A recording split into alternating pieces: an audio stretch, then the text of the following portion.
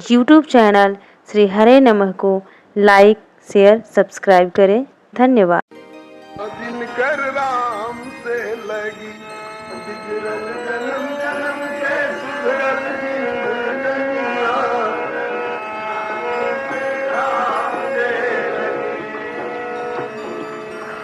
अजी बिगड़ल राजा इंद्रदुम्न के हाथी के तन पोले, जल में डूबे लगले तब नारायण के गोरोले। प्रभु जी मगर मार के, प्रभु जी मगर मार गज रख लिहले सरनिया, लगनिया जिनकर नाम से लगी। प्रभु जी मगर मार गज रख लिहले सरनिया, लगनिया जिनकर नाम। बिगड़ल जन्म जन्म के सुधरल जिंदगनिया, लगनिया जिनकर राम से लगी। बिगड़ल जन्म जन्म सुधरल जिंदगनिया, लगनिया जिनकर राम। अर्थात जिन जन्म जन्म की बिगड़ी जिंदगानी उनकी सुधर गई, जिनकी लगन राम से लग गई। गजराज की लगन भगवान से लग गई। संकट के समय में भगवान को पुकारा, भगवान आए, बचा लिए।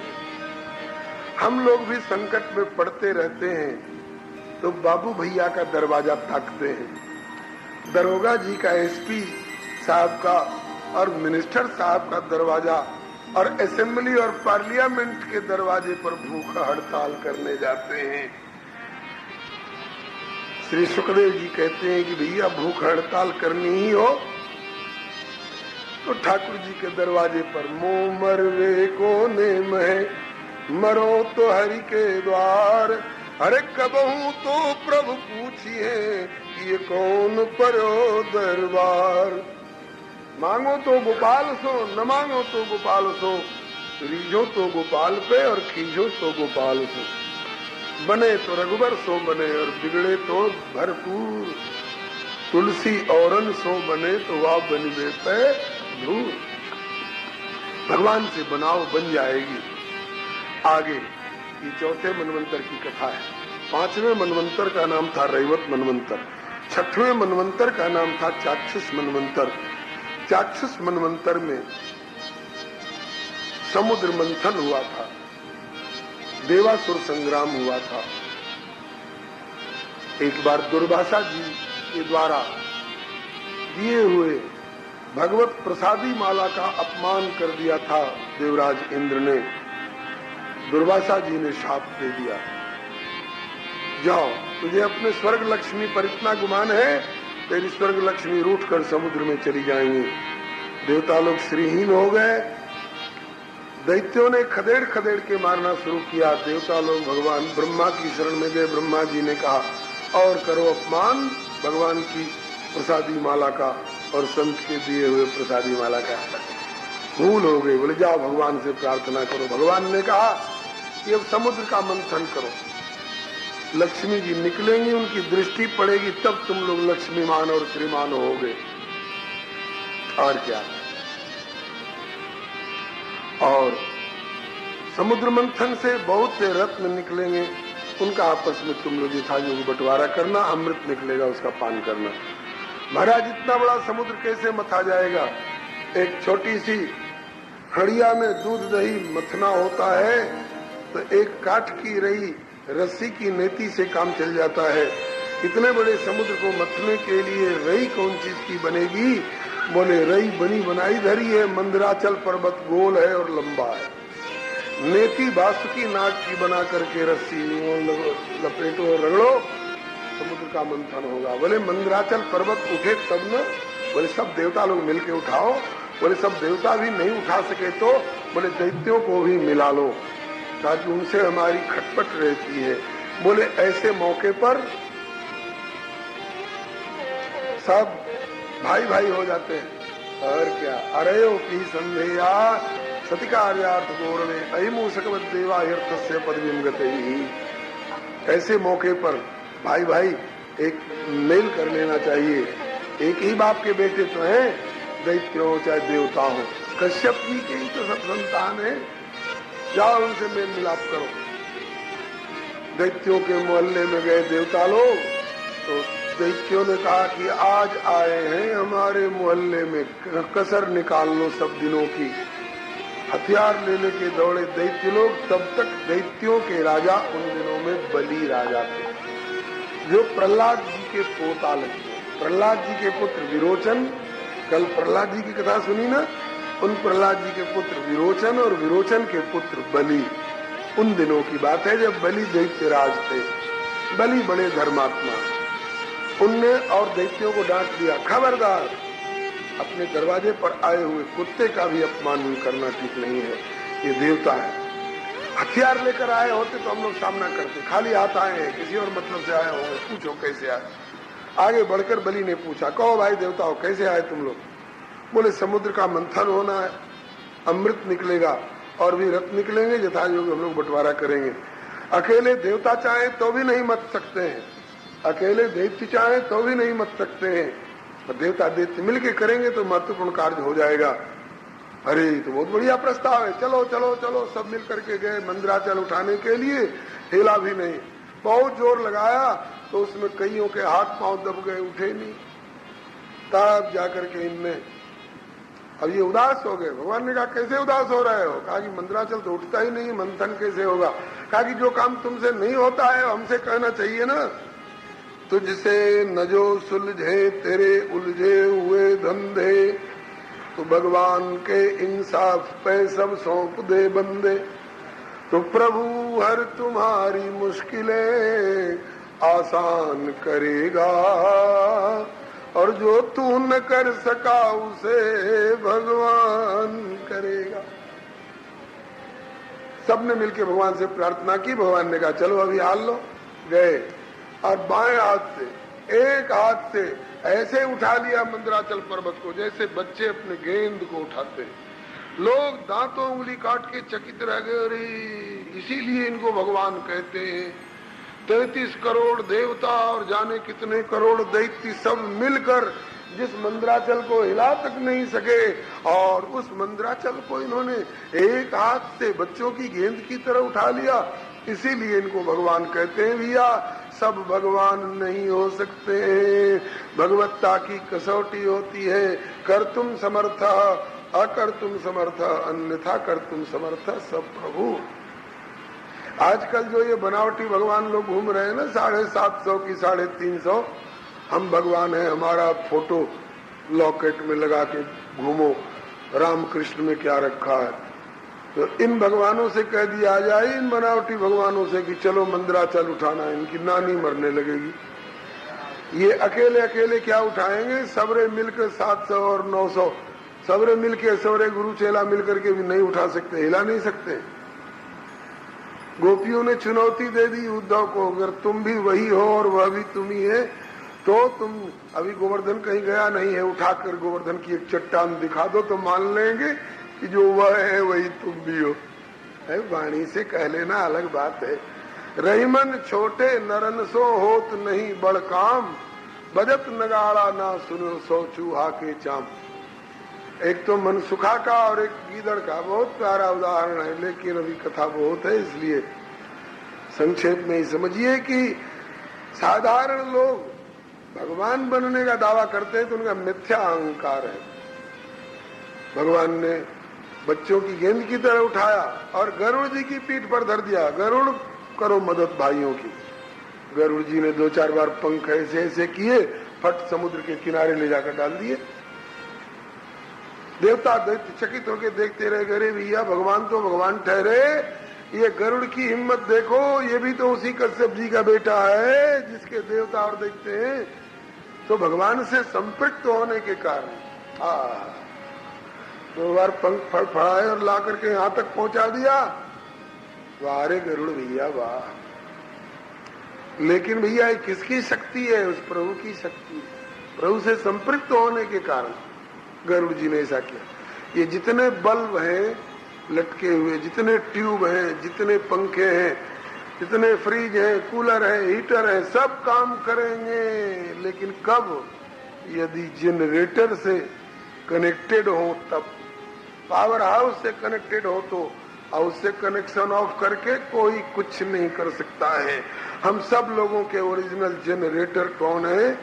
वही generator of the entire universe G, operator and organiser of the entire universe O, और destroyer of the entire universe D, GOD, god, परमात्मा। वही सबके मौलिक उत्पत्ति करता है, पालन संचालन करता है। तो भगवान से संपृक्त होकर कोई भी कुछ करने लायक हो सकता है। भगवान की जय जयकार करी लोगों ने और उस मंदराचल पर्वत को ढकेल कर समुद्र में डाला, लेकिन पूरा मंदराचल समुद्र में डूब गया। समुद्र इतना गहरा, पूरा मंदराचल ही डूब गया। अब रही थोड़ी ऊपर नहीं निकली रहेगी तो हम रस्सी लपेट के मथेंगे कैसे? अब ये मंदराचल थोड़ा ऊपर कैसे उठेगा? भगवान से फिर प्रार्थना करी। भगवान एक कछुआ का रूप धर करके अपनी पीठ पर लिए मंदराचल को तैरते हुए और बिचले सतह में आए। थोड़ा मंदराचल ऊपर उठा, प्रभु ने इशारा किया, लपेटो बांस की नाक को, रगड़ो, करो मंथन। हे प्रभु, आपकी पीठ छिल जाएगी, क्योंकि आपकी पीठ पर मंदराचल है, हम रगड़ेंगे तो घूमेगा, आपकी पीठ छिल जाएगी। बोले काहे को छिल जाएगी हमारी पीठ? कोई ऐसी वैसी पीठ है थोड़े, इसलिए कछुआ की पीठ बनाई है। कछुआ की पीठ बड़ी कठोर होती है और हमें तकलीफ नहीं होगी, बड़ा आनंद आएगा। कैसे? जैसे गर्मी के दिनों में मरोरी हो जाती है तो खुजली चलती है तो यूं करते हैं, तो इधर उधर का तो खुजा लेते हैं और पीठ पर हाथ नहीं पहुंचेगा, भैया ने मेरी पीठ है खुजाए दे। और कोई खुजावे वालों ना मिलो तो चारपाई में और दीवार में यूं रगड़ते हैं। तो बताइए उस समय में तकलीफ होती है कि आनंद आता है? अरे मरोरी खुजाओ तो बहुत आनंद आता है। ऐसे ही भगवान बोले कि जब तुम लोग रगड़ोगे ना मंदराचल को, यूं करोगे तो मेरी पीठ की खुजार मिट जाएगी।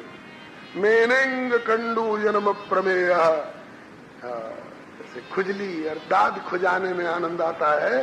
भगवान बोले कि आनंद आएगा हमको, तुम लोग रगड़ो। रगड़ने लग गए, वोल्टेज बहुत कम रही। देवताओं में वोल्टेज आएगी कहाँ से? शक्ति। यूं कर रहे, कुछ नहीं निकला।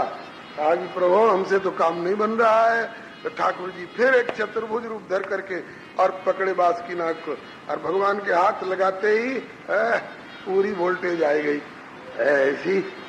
ऐसा मंथन प्रारंभ हुआ। अमृत बाद में निकलेगा, पहले घोर हलाहल काल कूट विष निकला। उस विष की झड़प से लगा कि सारा संसार जल जाएगा। जेठ की दोपहरी की लू में भी वो गर्मी और वो ज्वाला नहीं होती है महाराज जितनी उस विष में जब ज्वाला थी। सब त्राय त्राय करने लगे, बचाओ बचाओ बचाओ, अमृत क्या निकलेगा और कब पिएंगे, पहले जहर से मर जाएंगे। हरे का शंकर जी को पुकारो, तो शंकर जी को पुकारा। देव देव महादेव भूतात्मन भूत भावना पायन शरणापन्ना स्त्रीलोक धनात् विषाद।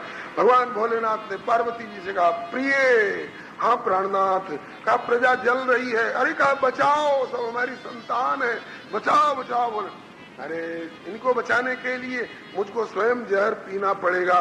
बोले पी लो भोलेनाथ। अरे कहा धन्य पतिव्रता हो, बच्चों को बचाने के लिए पति को जहर पीने की सलाह दे रही हो, धन्य हो पतिव्रता। पार्वती जी ने कहा क्या बिगड़ जाएगा भोलेनाथ? अरे कहा कि इसका नाम है कालकूट, जहर काल है काल। पार्वती जी बोली कि वो कालकूट अगर काल है तो आप कौन हो? करालम महाकाल कालम कृपालम गुणागार संसार पारम। अर्थात समर्थ को नहीं दोष गुसाई, रवि पावक सुरसरी की नाई। भानु कृषानु सर्वरस खाई, किंतु तिनका मंद कहत को दाई। जहर आपका कुछ नहीं बिगाड़ेगा भोलेनाथ, बचाओ। से समर्थ प्रभु इन जीवों को बचाओ। भगवती पार्वती से अनुमोदित होकर के और तथा कर्तली कृत्य व्याप्यालाहलम विषम अभक्षयन महादेव कृपया भूत भावना नशे का लुत्फ लेने के लिए नहीं, कृपया जरत सकल सुर वृंद विषम गरल जय पान कियो तही न भजस मन मंद को कृपालु शंकर सरिस। बोलिए श्री शंकर भगवान की जय। बंधुओं, हथेली में पहले लिया उस सारे जहर को समेट करके, जैसे अपने ब्रजवासी भक्तों की रक्षा करने के लिए कन्हैया ने दावाग्नि को पी लिया था, इसी तरह से घटनावाद किए, लेकिन प्राय उसी तरह किए। भोलेनाथ ने जरत सकल सुरवृंद विषम गरल जय पान किए, सारे विष को अपनी हथेली में लिया। कर्तली कृत्य व्याप्यालाहलम विषम, मुंह में ले जाने के पहले सोचा कि कहीं ये जहर मेरे ऊपर भी प्रभाव न डाल दे, इसलिए इस विष को मुंह में रखने के पहले अमृत रखूंगा मुंह में। अमृत अमृत अभी निकला कहाँ है? अरे कहा कि देवताओं को ठगने वाला ये नकली 2 नंबर भी नहीं, 3 नंबर का 3rd क्लास का अमृत, वो तो बाद में निकलेगा। हमने वेद रूपी समुद्र का मंथन करके श्री राम नाम रूपी अमृत पहले ही निकाल रखा है। इसलिए भगवान शंकर ने राम नामामृतम ब्रह्माम्भोधि समुद्भवम, ब्रह्म रूपी अम्भोधि वेद रूपी समुद्र से निकला हुआ ब्रह्माम्भोधि समुद्भवम कलिमल प्रध्वंसनम चाप्ययम श्रीमच्छंभु मुखेन्दु सुंदर वरे संशोभितम सर्वदा संसारामय भेषजम सुखकरम श्री जानकी जीवनम धन्यास्ते कृतिनः पिबन्ति सततम श्री राम नामामृतम। धन्यास्ते कृतिनः पिबन्ति सततम श्री राम नामामृतम। भगवान भोलेनाथ ने कहा जो वेद रूपी समुद्र से मथ कर निकाला हुआ श्री राम नाम रूपी अमृत पहले मुख में रखूंगा। रा कह करके मुख खोले। आप लोग भी रा कहिए, अपने आप मुख खुल जाएगा। बिना मुख खुले रा हो ही नहीं सकता है। बोलिए तो एक बार, रा। डरिए नहीं, कुछ लोग नहीं खोल रहे हैं मुंह की, कहीं जहर नहीं आ जाए हमारे मुंह में। जहर के लिए तो भोलेनाथ तैयार हैं। बोलिए रा। रा कहने से फायदा होता है क्या? बोले तुलसी राके कहत ही निकसत पाप पहाड़। और फिर माँ बोलने की जरूरत नहीं है। रा कह करके होंठ बंद करिए तो माँ अपने आप हो जाएगा। बोलिए तो रा। होंठ बंद करी तो माँ अपने आप हो जाएगा राम, अपने आप। क्योंकि रा और माँ का बड़ा संबंध है। मुदित नाथ भले नाथ का मुदित विदेहु ब्रह्म जीव इव सहज सने। वर्णत वर्ण प्रीति बिलगाती ब्रह्म जीव इव सहज संगाती। रकार मकार का इतना अभिन्न संबंध है कि रा कहिए और होंठ बंद करी तो माँ अपने आप राम अपने आप हो जाएगा। रा का करके मुंह खोले और सारे विष को भीतर ले गए मुंह में। माँ का करके होंठ बंद कर दिए। जगत का संकट दूर हो गया। सारा जहर अब जगत में नहीं रहा, अब जगदीश के भीतर चला गया, विश्वनाथ के भीतर चला गया। जगत शांत हुआ। भोलेनाथ ने इसके आगे भी विचार किया। पूर्वापर का विचार करके ही कुछ करते हैं ये महापुरुष लोग। भोलेनाथ ने आगे का भी विचार किया। बाहर से भीतर आ गया, जगत तो बच गया। अब क्या करूं इस जहर को? भीतर घूंट भर के ले जाऊंगा तो भीतर भी तो कोई बैठा है ना। जो स्वरूप बस शिव मन माई यही कारण मुनि जतन कराई। हमारे सामने श्री सलोने श्री हरि विराजमान है, भीतर जगदीश विराजमान है। बाहर रखता हूं जहर को तो जगत को जलाएगा, भीतर ले जाऊंगा तो जगदीश पर आंच आएगी। लेकिन नहीं नहीं नहीं, न जगत पर आंच आने दूंगा, न जगन्नाथ पर आंच आने दूंगा। शंकर भगवान ने अपने कंठ में उस विष को दाब लिया और अब वो बेचारा छटपटाने लगा विष। भोलेनाथ मैं भी तुम्हारा ही बाल बच्चा हूँ, तो मुझको मार ही डालोगे कि कहीं हमको भी थोड़ी जगह रहने दोगे बचे खुचे? बोले हाँ हाँ तुमको जगह दे तो दिया, बोले कि मेरा प्रभाव नष्ट कर दोगे? कहा कि नहीं, थोड़ी दूर में अपना प्रभाव कर ले, तेरी भी मर्यादा रख दूंगा। तो यच्चकार गले नीलम तच्च साढ़ोर विभूषणम तस्यापि दर्शयामास स्ववीर्यम जलकल्मषः यच्चकार गले नीलम तच्च साढ़ोर विभूषणम। तू भी थोड़ी दूर अपना प्रभाव कर ले, मैं तेरा प्रभाव काहे को नष्ट करूंगा? लेकिन जगत में रहता तो व्यापक प्रभाव करके जगत को जलाता। अब मेरे काबू में आ गया है तो बस इतनी दूर में अपना कर ले, नीला काला पीला जैसा करना हो। तो उतनी दूर शंकर भगवान का कंठ नीला हो गया। इसीलिए उसी दिन से इनका नाम पड़ गया नीलकंठ महादेव। बोलो श्री नीलकंठ भगवान की जय। नीलकंठ भगवान। अब जगत राजी हो गया। भगवान भोलेनाथ अपने प्रभु के ध्यान में मगन हो गए। अब इनको मगन रहने दीजिए। इधर देवताओं और दैत्यों ने मिलकर फिर मंथन प्रारंभ किया। इस बार के मंथन से बंधुओं सर्वप्रथम कामधेनु गौ निकली।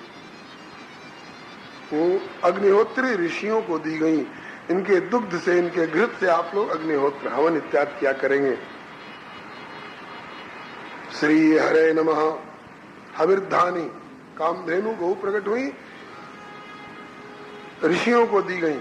इसके बाद उच्च श्रवा घोड़ा निकला चंद्र पांडुर वर्ण का, उसको दैत्यराज बलि को दिया गया। ऐरावत हाथी निकला उजले रंग का, चौदंता विशाल पर्वताकार, इंद्र को दिया गया। कौस्तुभ मणि निकली, भगवान के हृदय पर धारण हुई। इसके बाद पारिजात अर्थात कल्प वृक्ष निकला, देवलोक के पुण्यात्माओं के लिए भेजा गया। जो लोग जगत में सकाम पुण्य कर्म करके आएंगे उनका मनचाहा फल यहाँ दिया करेगा। अप्सराएं निकली, स्वर्ग में भेजी गई। दरिद्रा देवी निकली तो इनको कोई चाहता ही नहीं था।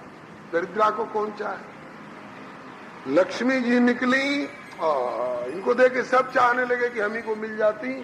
लक्ष्मी जी ने कहा मैं कोई पदार्थ नहीं हूं कि जिसको दे दी जाऊं उसको मिल जाए, मैं स्वयं स्वयंवर करूंगी और ऐसे वैसे ऐरे गहरे नत्थु खैरे को नहीं वर्ण करूंगी। लक्ष्मी अनंतानंत ब्रह्मांडाधीश्वरी हैं, तो इनके योग्य अनुरूप वर होना चाहिए। सब एक तरफ खड़े हो जाए, लाइन लगा लगा, एक तरफ देवता एक तरफ दैत्य लोग खड़े हो गए। तो इन सबको छांट दिया। जो मंदराचल नहीं हिला सके उठा सके वो हमारे लक्ष्मी के पति क्या बनेंगे। इनमें भी कोई कामी है, कोई क्रोधी है, कोई मोही है, कोई लोभी है। किसी को नहीं पसंद किया। जब भगवान नारायण के सामने गई जयमाला लिए हुए, कहा ये है दूल्हा मेरे लायक। लेकिन एक कसर इनमें भी है। क्या कसर है। सब तो मुझको मेरी ओर देख रहे हैं और मुझको चाह रहे हैं कि ये मुझे मिल गया, और ये तो हमारी ओर ताकते ही नहीं है। आगे चलो, अच्छा तो ये होता कि तुम मुझे देखा करो और हम तुम्हें देखा करें, और वो नहीं तो चलो तुम मुझे देखो न देखो हम तुम्हें देखा करें। घाट लक्ष्मी जी ने भगवान नारायण के गले में जयमाला डाल दी। देवताओं ने फूलों की वर्षा करी। जय जय श्री लक्ष्मी नारायण भगवान की जय। लक्ष्मी मैया ने जयमाला डाली है। अब भगवान का थोड़ा कीर्तन कर लीजिए। श्रीमन नारायण नारायण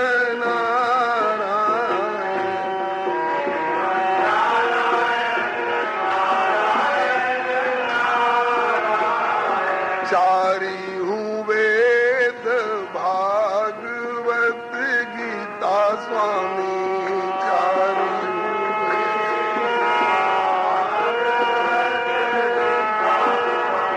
और वाल्मीकि जी की रामायण हरि वाल्मीकि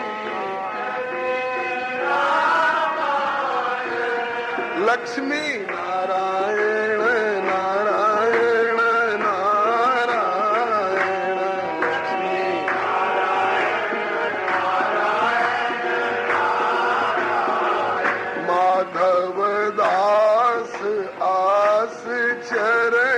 के स्वामी माधव दास, सुमेरी सुमेरी भव पारायण, हरि है सुमेरी सुमेरी भव पारायण, लक्ष्मी नारायण नारायण नारायण।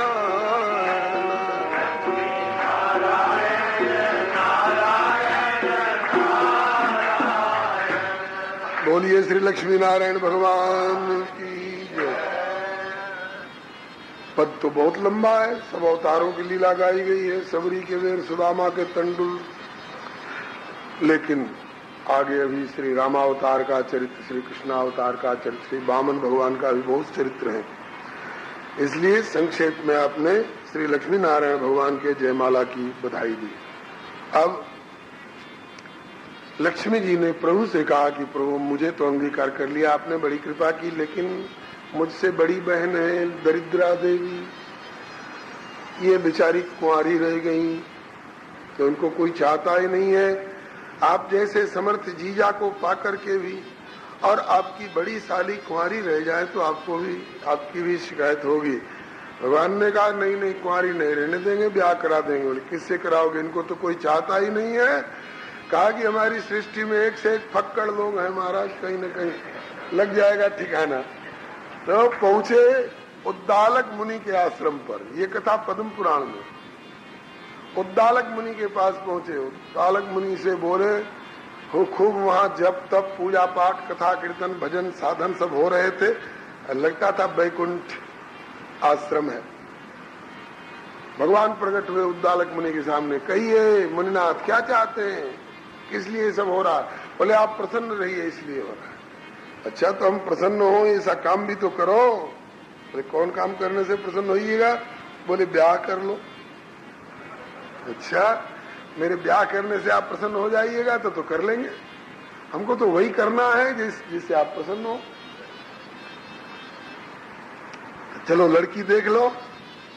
कला कि हम बोले कि हम अपनी खुशी के लिए ब्याह कर रहे हैं, थोड़े जो हम लड़की देखेंगे। अरे आपको जैसी से ब्याह करा करके खुशी वैसी से करा दो। क्या उसका नाम दरिद्रा देवी है। बोले कोई परवाह नहीं, उससे ब्याह कर लेंगे तो आप खुश हो जाइएगा ना। बोले हाँ हाँ फिर तो क्या। अरे चलिए, आए दूल्हा बन करके दरिद्रा का पानी ग्रहण किया उद्दालक मुनि ने, और जब गौना करा के लिवाने लगे तो फाटक के पास आते ही दरिद्रा देवी उतर गई पालकी से, बोली ऐसी ससुराल में मेरा गुजारा नहीं होगा। ध्यान से समझना, बड़ी काम की समझदारी की बात है। ऐसी ससुराल में मेरा गुजारा नहीं हो सकता है। यहाँ तो जोग जप तप पूजा पाठ कथा कीर्तन धर्म कर्म हो रहा है, यहाँ मेरा गुजारा नहीं होगा। तो फिर आपके लिए कैसी ससुराल चाहिए। बोले हमारे लिए तो धर्म निरपेक्ष ससुराल चाहिए।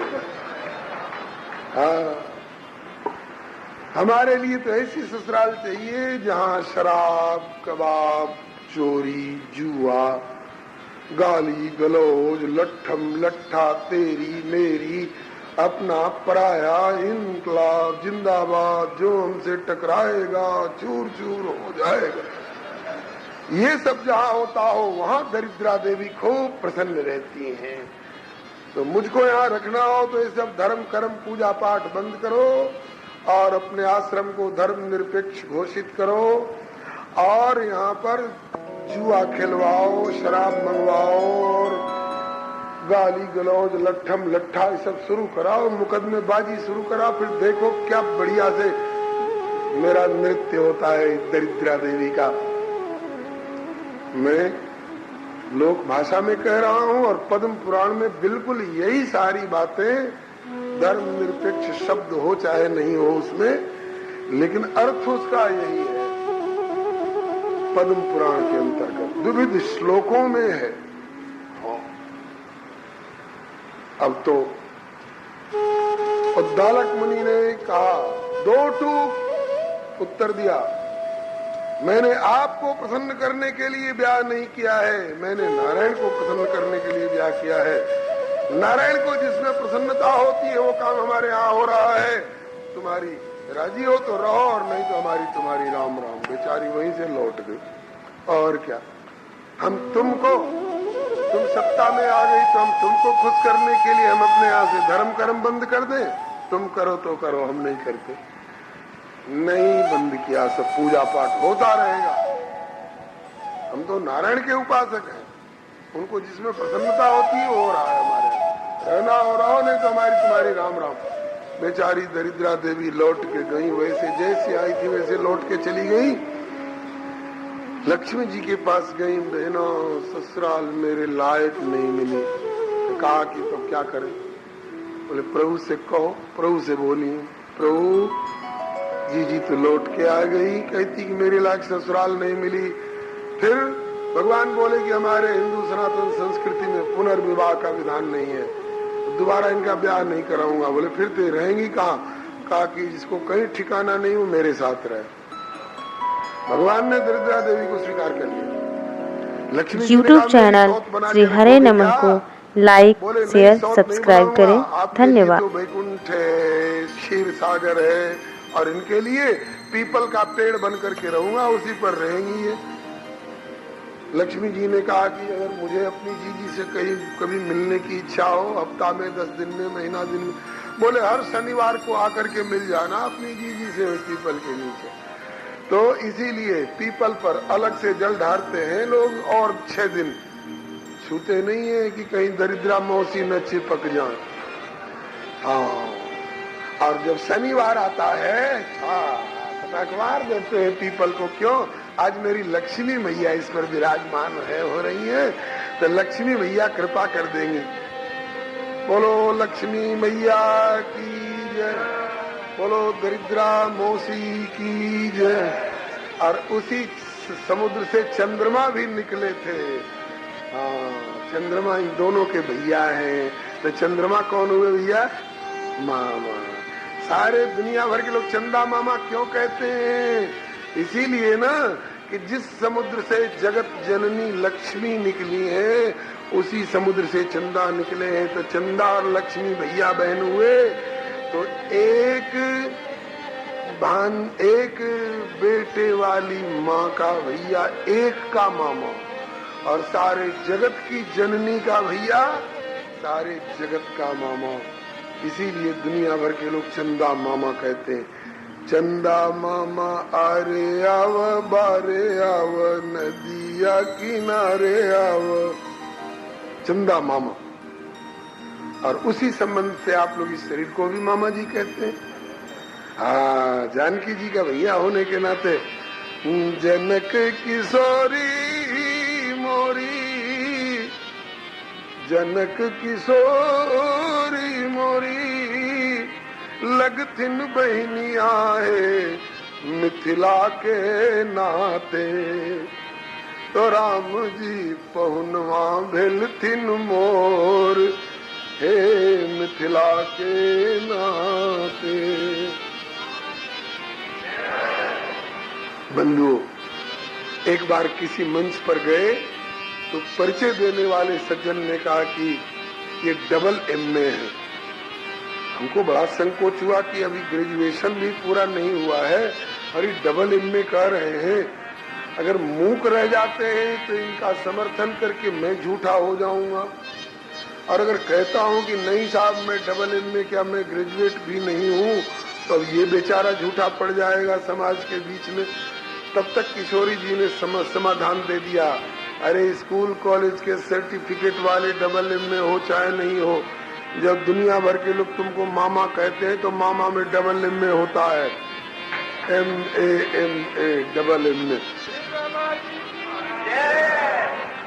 बोलो दीदी के लाडले की जय, बोलो बोल मामा के भांजेन की जय। आइए अब आगे चलिए। अब ये दरिद्रा मौसी की और लक्ष्मी मैया की एक कथा और सुना दूं। हाँ, बहुत बढ़िया कथा है।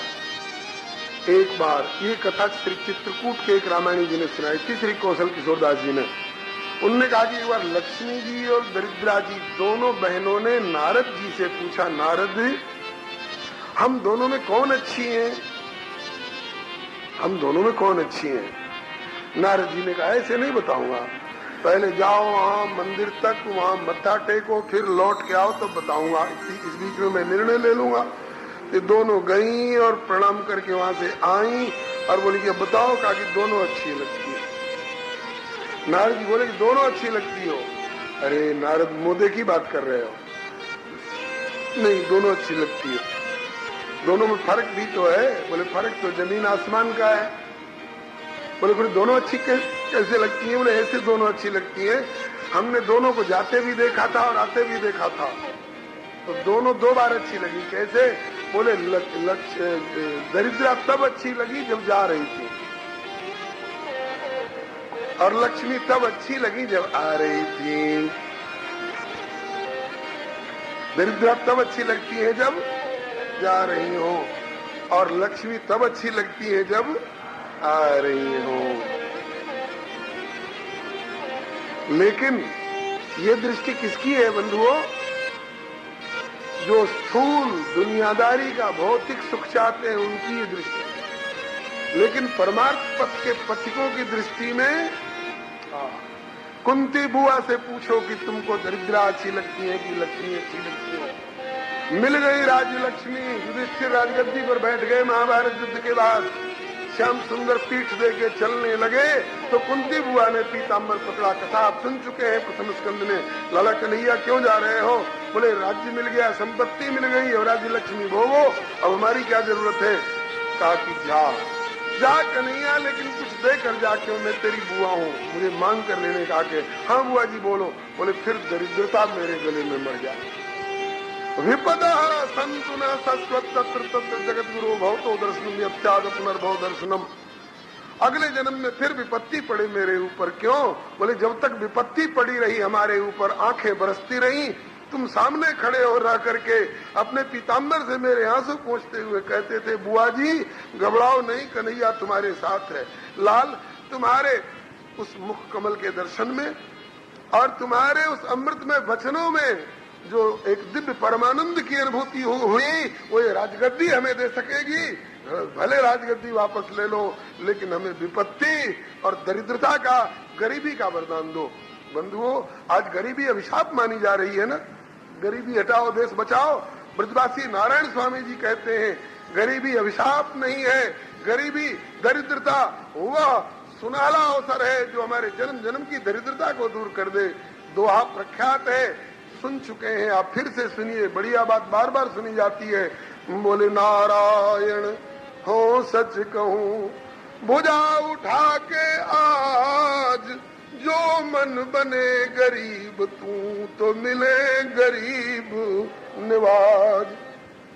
गरीबी को अपनाओ, गरीबी को अपनाओ तो गरीब निवाज मिलेंगे। गोस्वामी जी अफसोस करते हैं, आए राम गरीब निवाज है, किंतु मैं गही न गरीबी,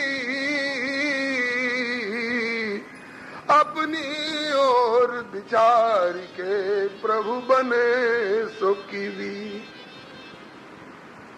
तो संसारी लोगों के लिए लक्ष्मी अच्छी लगती होंगी, लेकिन परमार्थ के पथिकों के लिए, परमार्थ पथ के पथिकों के लिए दरिद्रा मौसी बड़ी कृपा करती हैं, गरीब निवाज से ले जाकर मिला दे दिया करती हैं।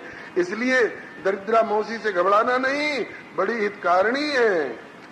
हाँ, लेकिन शर्त यही है कि गरीब बनो तो सुदामा सरीखा गरीब बन करके गरीब निवाज से निभाओ, दरिद्र बनो तो सुदामा सरीखा दरिद्र बन करके और दीन बंधु से निभाओ, नहीं तो जीने का हक नहीं।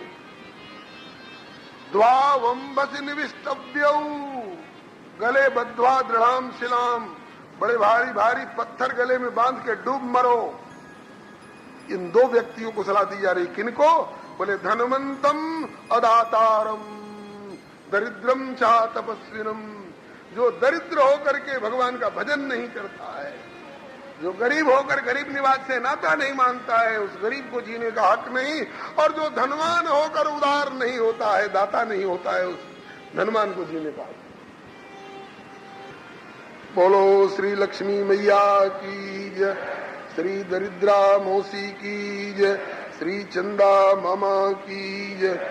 जब सबको जन्म देने वाले समुद्र की संतान, कोई मैया, कोई मौसी, कोई मामा लगे तो समुद्र जी क्या लगेंगे भाई? बोलो समुद्र नाना की जय। इसके बाद फिर मंथन प्रारंभ हुआ और वारुणी देवी भी निकली हैं। स्पेशल कोटा में आरक्षित करके रख दी गई वारुणी देवी। फिर मंथन प्रारंभ हुआ तो बंधुओं श्री धन्वंतरी जी प्रकट हुए और अमृत का कलश लेकर के प्रकट हुए धन्वंतरी जी महाराज। ये 24 अवतार में से एक है। बोलो श्री धन्वंतरी भगवान की जय। ये आयुर्वेद शास्त्र के प्रवर्तक हैं। कर लीजिए दर्शन धन्वंतरी जी का आ गए मौके पर। बोलिए श्री धन्वंतरी जी महाराज की जय। श्री हरे नमः। धन्वंतरी जी अमृत कलश लेकर के प्रकट हुए। सो दैत्यों ने झपट्टा मारकर धन्वंतरी जी के हाथ से अमृत का कलश छीन लिया। देवता लोग उदास हो गए। भगवान ने कहा कि क्यों उदास हो रहे हो? बोले कि इतने परिश्रम से निकाला हुआ अमृत विपक्ष के हाथ में चला गया। तो भगवान ने कहा कि अमृत पर अगर दृष्टि रखोगे तो धोखा खा सकते हो। बार बार कह चुका हूं कि ध्यान भगवान पर रखो। क्या आंख बंद कर देवता लोग ध्यान करने लग गए। इधर दैत्यों को मोहित करने के लिए भगवान ने चट मोहिनी रूप धारण कर लिया। बोलो श्री मोहिनी भगवान की जय। ये भी 24 अवतार में से एक है। मोहयन यस्सुरारी। श्री हरे नमः। जट मोहिनी भगवान को देखते ही अब हाथ में तो आ चुका था अमृत का कलश दैत्यों के, लेकिन एक बूंद कोई पी नहीं सका। क्यों? आपस में लड़ने लग गए। अहम पूर्वम न त्वम निति प्रभु। मैं पहले पीऊंगा, मैं पहले पीऊंगा, मेरे बाद बचेगा तब तुम पी सकते। आपस में ही झगड़ने लग गए। एक बूंद कोई पी नहीं सका। इतने में तो मोहिनी भगवान प्रकट ही हो गए। अब उनको जो देखा मोहिनी भगवान को, भूल गए कि हमारे हाथ में अमृत का कलश है। उन्हीं को देखने लग गए। ऐसा नाम ही है मोहिनी। एकदम मोहित हो गए सब और निकट दौड़ दौड़ के आए। अहो रूपम अहो धामो अहो अस्या नमंबया। है हरि का तुम कंजपला साक्षी कुतुवा किम चिकित्सी कस्या सुबुदवामोरु मतनंती उमनांसिना। एक कमल लोचने, कौन हो तुम? कहाँ से आई हो? कहाँ जा रही हो? किसको खोज रही हो? क्या चाहती हो? तुम्हारे घुंघराली अलकावली कैसी है? तुम्हारे कमल के समान नेत्र कितने सुंदर है। अंग अंग तुम्हारे, हमारे मन को मोह लिया है तुमने। देखो देखो हम लोग भाई भाई आपस में झगड़ रहे हैं अमृत के लिए। क्या आप अपने हाथों से अमृत पिला दोगी? बड़ा आनंद आएगा। भगवान आए तो इसीलिए हैं। लेकिन ऊपर ऊपर से बोले कथम कस्य पदायादा शल्याम मई संगता विश्वासम पंडित हो जातु कामिनी इसमें जाती है। कश्यप जी जैसे पंडित के संतान हो करके, और कैसी मूर्खता की बात तुम लोग करते हो। एक बाजारू औरत का, जिसको न जानते हो न पहचानते हो, विश्वास कर रहे हो। इतने परिश्रम से निकाला हुआ अमृत देने जा रहे हो, सौंपने जा रहे हो। दैत्य लोग बोले अरे नहीं नहीं नहीं, आपके हाथ से बड़ा आनंद आएगा अमृत पी करके, आप पिला दो। भगवान बोले ठीक है पिला दूंगी, लेकिन शर्त के साथ। बोलो क्या शर्त है? ताकि शर्त यह है कि मेरे हाथ में अमृत का कलश आने के बाद फिर पहले मैं तू मैं वाला ये झंझट नहीं रहना चाहिए। हाँ, कायदे से एक और देवता बैठ जाओ, एक और दैत्य बैठ जाओ। जिसको चाहूं ऊपर ऊपर का पतला पतला पिलाऊं और जिसको चाहूं नीचे का गाढ़ा गाढ़ा पिलाऊं। दैत्यों ने कहा कि ठीक है आपकी शर्त मंजूर है। कहा कि लाओ। जाट मोहिनी भगवान ने अमृत का कलश अपने हाथ में ले लिया। एक हाथ में तो लिया अमृत का कलश और एक हाथ में लिया वो आरक्षित कोटा में रखा हुआ जो था वारुणी वाला कलश। और खूब नाचते और चमकते, हाव भाव कटाक्ष दिखाते हुए अब सब तो इनके नेत्रों पर और इनकी भौं की मटकन पर, इनकी मंद मुस्कान पर रीझ रहे हैं और अमृत के कलश में से पिला रही है ये देवी कि वारुणी के कलश में से पिला रही, इस पर किसी का ध्यान नहीं है। भगवान ने इधर क्या किया, दो पंक्ति में बिठा रहा, एक तरफ देवता लोग और एक तरफ में दैत्य लोग।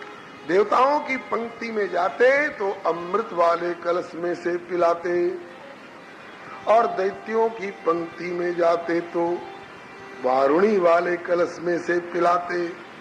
ये बात कहाँ लिखी है? रामचरितमानस में लिखी है। किसने ये बात कही है? इनका बहुत बड़ा भेद जानने वाले भेदिया नारद बाबा ने। और वो भी भेद कब खुला? जब नारद जी में और उनके भगवान में फूट पड़ गई तब। भेद की बात तभी खुलती है जब फूट पड़ती है। कब? जब नारद जी का ब्याह नहीं होने दिया भगवान नारायण ने, तब कहा कि आज तुम्हारी सारी पोल खोलूंगा। तो नारद जी बोले, वाक्य असुर सुरा, लगाइए अर्थ क्या होगा? यही तो अर्थ होगा ना कि असुरों को सुरा पिलाए, वारुणी पिलाए। असुर सुरा और विश्व शंकर, अरे आप रमा मणि चारु। आगे वाली पंक्ति में नहीं कहूंगा, वो नारद बाबा के मुख से ज्यादा अच्छी लगती हैं। ऐसे आप जानते हैं, असुर सुरा विश्व शंकर ही आप रमा मणि चारु, स्वार्थ साधक कुटिल सदा कपट व्यवहार। नारद जी ने भेद खोला है जब उनका ब्याह नहीं होने पाया तब। ध्वनि है, ध्वनि क्या है? स्पष्ट है कि देवताओं की पंक्ति में जाते तो अमृत वाले कलश में से पिलाते और दैत्यों की पंक्ति में जाते तो वारुणी वाले कलश में से पिलाते। एक दैत्य को पता चल गया कि छल हो रहा है, उसका नाम था राहु। ये प्रहलाद जी का भांजा लगता है। प्रहलाद जी की बहन थी एक, उसका नाम था सिंहिका। सिंहिका वही है जिसको हमारे हनुमान जी ने समुद्र में मारा था। निशिचर एक सिंधु मह रही, करी माया नभ के खग गई, जीव जंत जे गरुणाई, जल विलोक तिनकी परछाई, गए छा सक्सो नुड़ाई, एवित सदा गंचर छाय खाई, सोई छल हनुमान का की ना तास कपट कपट से की ना ताय, मार मारू बीरा, अब बारिश बार गए मुझसे बीरा। तो छाया पट की बहन थी और इसी का बेटा है राहु। इसको पता चल गया कि छल हो रहा है, तो सोचा कि अब तो ऐसे जबरदस्त के हाथ में ये कलश चला गया है कि जबरदस्ती तो छीन सकते नहीं है। अब रह गई बात पीने की, तो जब उधर से छल हो रहा है तो इधर से भी छल करके पियो। देवता का रूप धर करके ये राहु सूर्य और चंद्रमा के बीच में बैठ गया। और जो भगवान ने एक घूंट पिलाई तब तक सूर्य और चंद्रमा ने इशारा किया कि महाराज ये तो विपक्ष का सदस्य है। भगवान ने सुदर्शन चक्र प्रकट करके उसका गला काट दिया। राहु का गला तो कट गया लेकिन मरा नहीं, कि अमृत की घूंट जो उतर चुकी थी। तो कहते हैं कि अभी भी अजऊ देत दुख रवि शशि, सिर अवशेषित राहु। नवग्रहों में इनकी पूजा होती है अभी भी। यहाँ भी एक जगह बैठा हुआ है राहु, और क्या राहु बैठा हुआ है और केतु बैठा हुआ है। अब कोई कहे कि क्यों जी भगवान सर्वज्ञ नहीं है क्या? भगवान अंतर्यामी नहीं है क्या? इनको सूर्य और चंद्रमा बताएंगे तब इनको पता चलेगा कि ये विपक्ष का सदस्य है। नहीं साहब, भगवान जानते हैं, अंतर्यामी है, सर्वज्ञ है, फिर क्यों इसको पिला दिया? तो गुरु जी कहा करते थे इसलिए कि संसद में विपक्ष भी रहना बहुत जरूरी है, नहीं तो जो चाहेंगे मनमानी कानून बना करके अपने मन की करते रहेंगे। और विपक्ष भी हो तो तगड़ा विपक्ष हो। श्री हरे नमः। अब तो भेद खुल गया। अरे ये मोहिनी और कोई नहीं है, ये तो देख देवताओं का पक्षधर विष्णु निकला। धरो, पकड़ो, छीनो, झपटो, मारो, काटो। दौड़े असुर लोग। भगवान ने अपना चतुर्भुज रूप प्रकट करके और वह अमृत का कलश गरुड़ जी को दिया। गरुड़ जी लेके जाओ, ठिकाने लगाओ। कहीं ये अमृत का कलश इन दैत्यों के हाथ पड़ गया तो ये बड़े क्रूर होते हैं, बड़े अत्याचारी होते हैं, बड़े धर्म निरपेक्ष होते हैं, और अगर ये अमृत पी लेंगे तो फिर बाकी लोगों को जीने नहीं देंगे। हाँ, इसलिए ले जाओ, ठिकाने लगाओ। बस उस अमृत को लेकर के गरुड़ जी भगे। पीछे से कहा कि गरुड़ जी लेके चले जाएंगे हम लोगों के सामने से। बस झपट्टा मारने के लिए दौड़े सब असुर सब। अब इस भाग दौड़ छीना झपटी में 4 जगह छिलक छिलक करके अमृत गिरा है। उन्हीं 4 जगहों पर आजकल अमृत कुंभ योग का पर्व आता है तो बड़ा भारी मेला लगता है।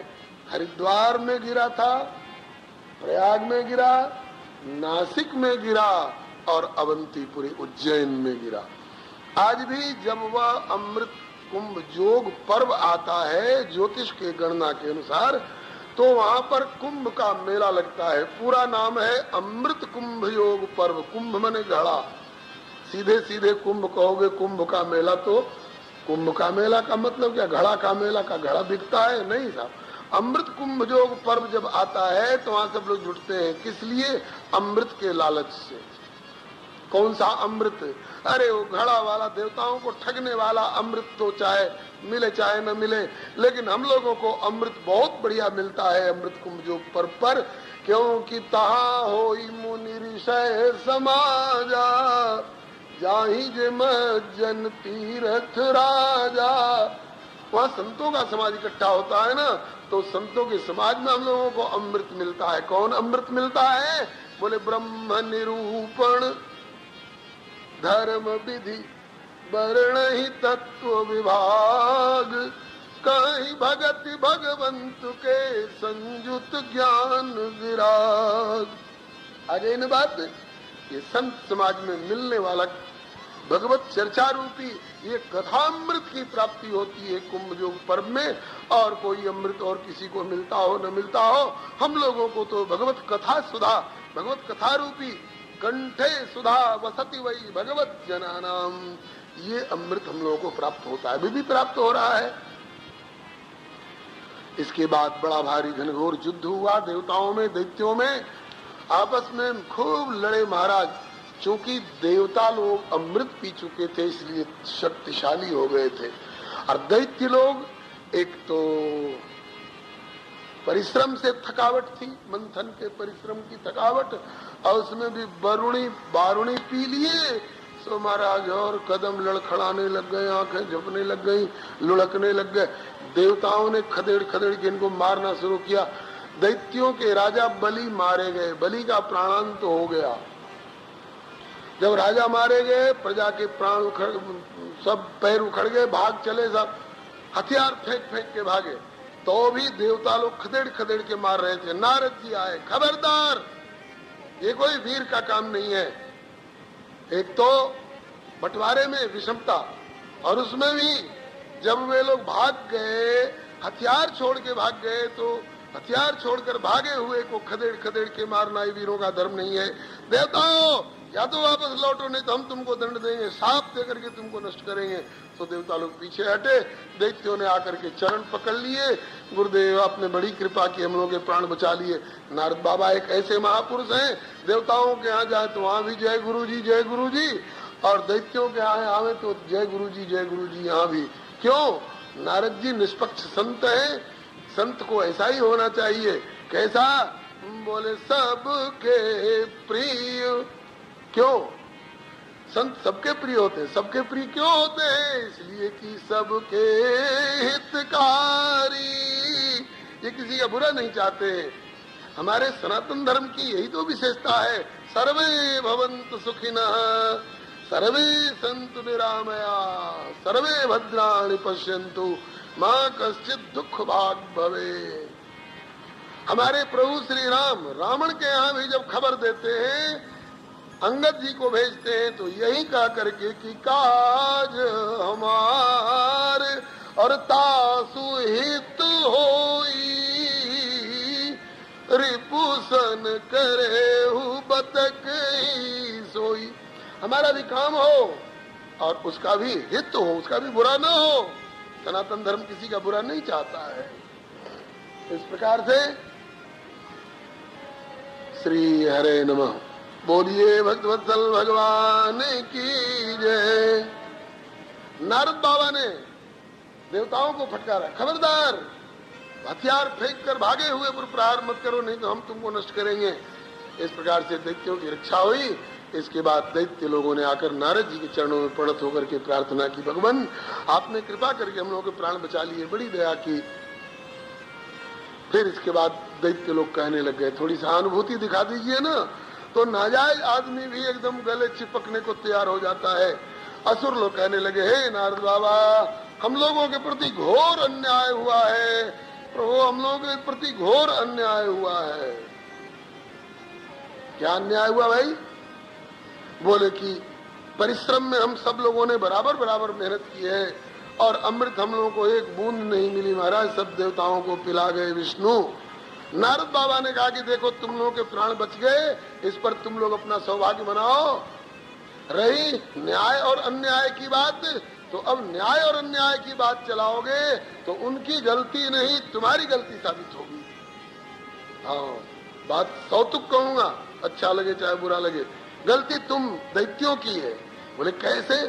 कहा कि जब भगवान धन्वंतरी रूप में प्रकट हुए तो उनके हाथ से तुम लोगों ने अमृत का कलश झपट्टा मार करके छीना क्यों? क्या अधिकार था तुम लोगों को भगवान के हाथ से अमृत कलश छीनने के लिए? तुम लोगों ने उनसे बलपूर्वक छीना तो भगवान ने तुम्हारे हाथ से छलपूर्वक छीन लिया। बेईमान के साथ बेईमानी करना दोष की बात नहीं है, नीति की बात है। सठम प्रति साठ्यम समाचरे, नीति की बात है। भगवान से बढ़ के कोई नीति जानता है?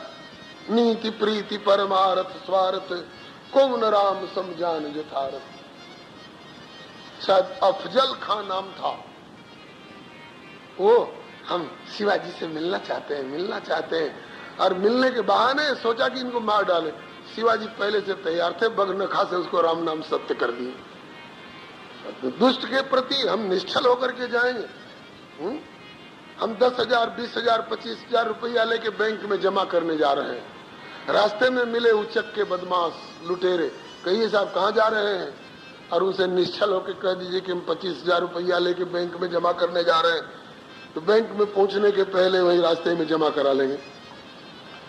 तो दुष्टों के प्रति तो थोड़ा दुराव करना ही पड़ता है। तो कहा कि जब तुम लोगों ने पहले अपनी नीयत खराब की, भगवान के हाथ से छीन लिया अमृत का कलश, तो भगवान ने तुम्हारे हाथ से छीन लिया। गलती तुम लोगों की है, शुरुआत बदमाशी की तुम लोगों ने करी है। हाँ नारद बाबा ये तो भूल हो गई।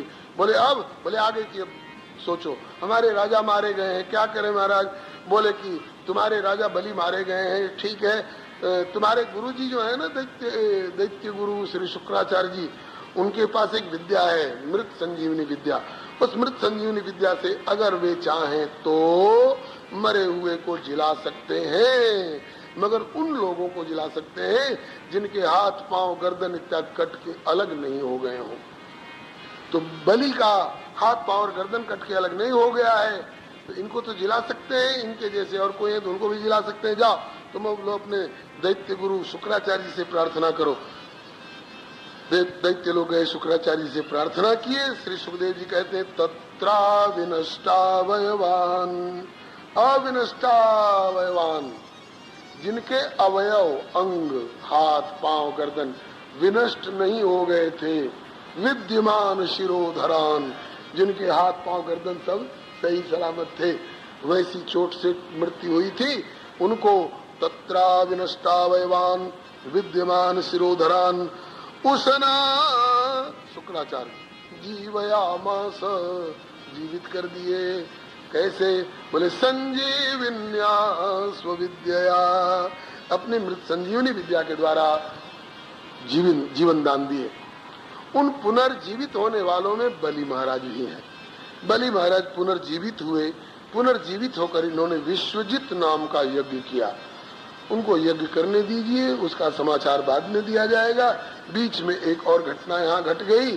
भोले बाबा जो हलाहल पान करके भगवान के ध्यान में मगन हो गए थे, जब इनकी आंख खुली तब तक ये समुद्र मंथन, अमृत बंटवारा, लड़ाई झगड़ा सब अध्याय पूरा हो चुका था। भोलेनाथ को इस बीच में खबर मिली कि इस बीच में भगवान ने मोहिनी अवतार भी धारण किया था।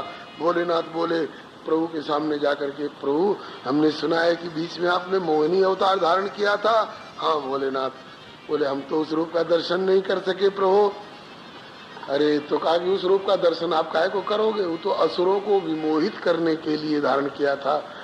कहा कि प्रभु अब जब सब अवतार के दर्शन किया करता हूँ तो इस अवतार के भी दर्शन करा ही दीजिए, नहीं तो अफसोस रह जाएगा कि 24 अवतार में से एक अवतार के दर्शन से मैं वंचित रह गया।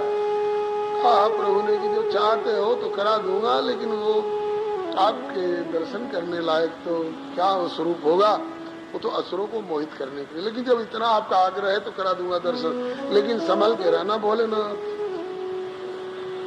नहीं तो उस रूप का नाम है मोहिनी अवतार, कहीं मोहित मत हो जाओ। कहा नहीं प्रभु आपकी कृपा से मैं संभला रहूंगा।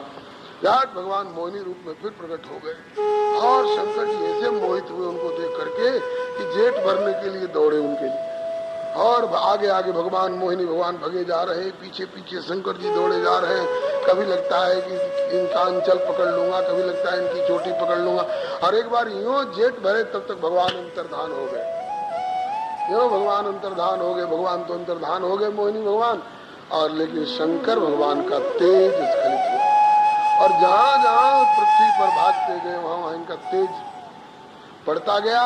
कहते हैं कि वही शंकर भगवान का तेज है जो आज सोना चांदी हीरा पन्ना के रूप में संसार का सबसे कीमती पदार्थ का करके समादरणीय होता है।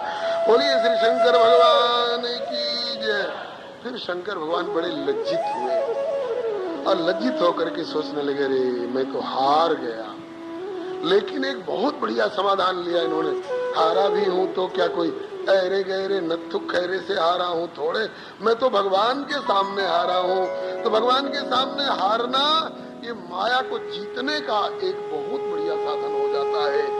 दैवी येषा, भगवान गीता जी में कहते हैं दैवी येषा गुणमयी मम माया दुरत्यया मामे वजे प्रपद्यन्ते माया मेताम तरन्ति। जब शंकर जी इस भाव में भावित हो गए कि हम यूट्यूब चैनल श्री हरे नमः को लाइक शेयर सब्सक्राइब करें। धन्यवाद। बधाई देने लग गए, धन्य हो भोलेनाथ, बधाई है आपको। आपके सिवा दूसरा कौन है जो मेरी माया का पार पा सके। शंकर जी ने कहा काहे को झूठी बड़ाई कर रहे हो, हम तो हार गए, पार कहाँ पाए। बोले कि सब हारने के बाद आपने ये जो निर्णय लिया कि मैं भगवान के सामने हारा हूँ तो मेरी माया को जीतने का वास्तव में अब जब आपने ये निर्णय ले लिया कि मैं भगवान के सामने हारा हूँ तो सेयम गुणमयी माया न त्वाम अभिभविष्यति। अब यह मेरी गुणमयी माया जो है आपको कभी भी प्रभावित इसी घटना को लेकर के गोस्वामी जी को लिखने के लिए भगवान की माया इतनी प्रबल है, अतिशय माया छूटे तवई तरव जब दाया। इसी घटना को लेकर के गोस्वामी जी को साहस पड़ा लिखने के लिए भगवान की माया इतनी प्रबल है महाराज। शिव विरंचित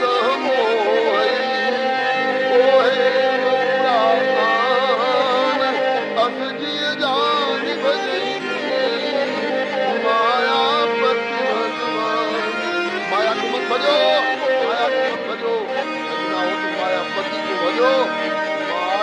को सब कोई भजे किंतु माधव भजे न कोई। कह कबीर माधव भजे तो माया चेरी होय। बोलो श्री मायापति भगवान की जय। उधर बलि राजा ने, दैत्यराज बलि ने विश्वजित नाम का यज्ञ कराया पुनर्जीवित होकर। उसमें दिव्य रथ, दिव्य शंख, दिव्य माला, दिव्य आयु, दिव्य शक्ति की प्राप्ति हुई। और इस सबसे युक्त होकर के बलि ने देवराज इंद्र के स्वर्ग पर आक्रमण किया। जाकर स्वर्ग की सीमा में अपना शंख बजाया, इंद्र का कलेजा कांप गया। यद्यपि अमृत पी चुके थे लेकिन फिर भी डर के मारे भाग गए। क्यों, अब क्यों भाग रहे हो? बोले मरेंगे तो नहीं, लेकिन उसकी अमोघ गदा कहीं माथे पर लग गई तो खोपड़ी तो चूर हो ही जाएगी और चोट का दर्द तो होगा ही। भाग चले सब देवता देवराज चले और अब तक भूलोक भूवर लोक स्वर्ग लोक 14 लोक है, याद है ना? भूलोक भूवर लोक स्वर्ग लोक मार लोक जन लोक तप लोक दत्त लोक, सात ऊपर के सात नीचे के, अतल वितल सुतल तलातल महातल रसातल पाताल। इन 14 भूलों में से बीच के जो 3 है ना, भूर भुव स्व, जो व्याहृति के रूप में आते हैं, ये भूलोक भूवर लोक स्वर्ग लोक 3 लोकों पर अब तक इंद्र का कब्जा था। लेकिन इंद्र भाग गए तो इन भूलोक भूवर लोक स्वर्ग लोक 3 लोकों पर दैत्यराज बलि का निर्विरोध कब्जा हो गया, निर्विरोध कब्जा हो गया, अनुकंपित से निर्विरोध कब्जा हो गया। अब देवता लोगों की हालत खराब, ये पशु पक्षी कोल भील का रूप धर करके प्राण बचाने के लिए जंगलों में पर्वत की गुफाओं में छिपे फिरने लग गए और दैत्यराज बलि ने कहा कि मेरे यहाँ यज्ञ होगा। यज्ञ भी 1-2 नहीं, 100 अश्वमेध यज्ञ होंगे। क्यों? समझने की बात है, समझने की बात है बंधुओं। ये विषयी को संपत्ति हाथ लगती है, उनके यहाँ अप्सराएं नाचती हैं, सोमरस के प्याले उड़ते हैं, विमानों की सैर होती है और भक्त को संपत्ति हाथ लगती है कि यहाँ धर्म कार्य में संपत्ति का विनियोग होता है। इंद्र भले देवराज है लेकिन भक्त, इसलिए इंद्र को जब त्रिलोकी का राज्य हाथ लगता है तो उनके आप अप्सराएं नाचती है, सोमरस के प्याले उड़ते हैं, विमानों की सैर होती है और दैत्यराज बलि भले दैत्यवंशी है लेकिन प्रहलाद जैसे भक्तराज की भक्ति भावना की गहरी आग उनके हृदय पर है। इसलिए बलि ने कहा कि मुझे संपत्ति मिली है, 3 लोग की जो धर्म कार्य में इसका विनियोग होगा और 100 अश्वमेध यज्ञ होंगे। 100 अश्वमेध यज्ञ में इनकी धार्मिक भावना तो थी ही, भगवान की दी हुई संपत्ति का भगवान की सेवा में विनियोग हो, धार्मिक भावना तो थी। एक राजनैतिक चाल भी थी, वो क्या नियम है, भगवान का बनाया हुआ, ब्रह्मा का बनाया हुआ, 100 अश्वमेध यज्ञ कर लेगा उसे इंद्र का पद प्राप्त करने का कानूनी हक हो जाएगा, उसको शतक क्रतु कहा जाता है। बलि ने सोचा कि धार्मिक भावना तो है ही, संपत्ति का विनियोग धर्म कार्य में होगा, दूसरे 100 अश्वमेध यज्ञ कर लूंगा तो मेरा इंद्र का पद भी पक्का हो जाएगा। शतक्रतु हो जाने के बाद भगवान भी मुझसे या इंद्र का पद नहीं वापस छीन सकेंगे। जबरदस्ती तो इंद्र के पद पर कब्जा कर ही चुका हूँ, शतक्रतु हो जाऊंगा तो इंद्र के पद पर कानूनी हक भी हो जाएगा, मेरा भगवान भी नहीं छीन सकेंगे। आजकल की भाषा में इस पद का कन्फर्मेशन हो जाएगा, ये टेम्परेरी अपॉइंटमेंट नहीं रह जाएगा, इस पद का कन्फर्मेशन हो जाएगा। इसलिए बलि ने 100 अश्वमेध यज्ञ करने का निश्चय किया। 99 अश्वमेध यज्ञ संपन्न हो गए बहुत बढ़िया से। 100वां अश्वमेध यज्ञ चल रहा था, तब तक देवताओं की माता अदिति देवी वो अपने पति कश्यप जी के पास जाकर रोने लग गईं। बीच में याद है नहीं, 6वें मनवंतर की घटना है, चाक्षुष मनवंतर। इसके बाद 7वां मनवंतर अब जो चल रहा है इसका नाम है वैवस्वत मनवंतर। इसके बाद 8वां मनवंतर सावर्णी मनवंतर, 9वां मनवंतर दक्ष सावर्णी मनवंतर, 10वां मनवंतर ब्रह्म सावर्णी मनवंतर, 11वां धर्म सावर्णी मनवंतर, 12वां रुद्र सावर्णी मनवंतर, 13वां देव सावरणी मनवंतर और 14वां इंद्र सावरणी मनवंतर। इन मनवंतर के इंद्र और मनु और सप्त ऋषियों का वर्णन किया गया है, संक्षेप में निवेदन किया गया। और अब इधर परीक्षित जी फिर से जिज्ञासा करते हैं कि भगवान, मैंने सुना है कि भगवान को वामन रूप में भी प्रकट होना पड़ा था, वामन अंगुरी का बहुना बनना पड़ा था। किस लिए? बोले बलि राजा के यहाँ 3 पग पृथ्वी की भीख मांगने के लिए। विश्वम्भर कहलाते हैं, श्रीपति कहलाते हैं, त्रिलोकपति कहलाते हैं, अनंतानंद ब्रह्मांडाधीश्वर कहलाते हैं। और सबके स्वामी होकर के, दाता होकर इन्हें भीख मांगने की क्यों जरूरत पड़ गई? वो अद्भुत कथा कृपा करके वामन अवतार की हमको सुनाइए। तब श्री सुखदेव जी महाराज ने उस प्रसंग को आगे बढ़ाया। बोले कि राजन, जब बलि जबरदस्ती इंद्र के पद पर कब्जा कर चुके थे और देवता लोग जंगल में मारे मारे फिर रहे थे, उस समय देवताओं की माता अदिति देवी ने अपने पति कश्यप जी के पास जाकर अपना दुख रोई। अम्ब अदिति देवन की माता, कश्यप पत्नी जगत विख्याता, सुनाया पति से दुखड़ारो, नाथ अब धीरज कैसे हो, गया क्या भाग्य हमारा सोच। अदिति देवी रोने लग गई, जो देवताओं की माता है। कश्यप जी ने पूछा, देवी क्या बात है? बोले कि दैत्यों ने देवेंद्र से राज लिया सब छीन, पुत्र सहित प्रभु आपकी अदिति भई श्रीहीन। अब क्या चाहती हो? बोले कि ऐसी करिए कृपा, बने तब मेरी बिगड़ी बात। ऐसी करिए कृपा, हरि ने बलि छलवे के काज बना लियो, वामन अंगुल गात। हरि ने छलवे के काज बना लियो, वामन अंगुल गात। ये प्रसंग ऐसे ऐसे है कि एक एक प्रसंग के लिए कम से कम 3-4 घंटा का समय चाहिए।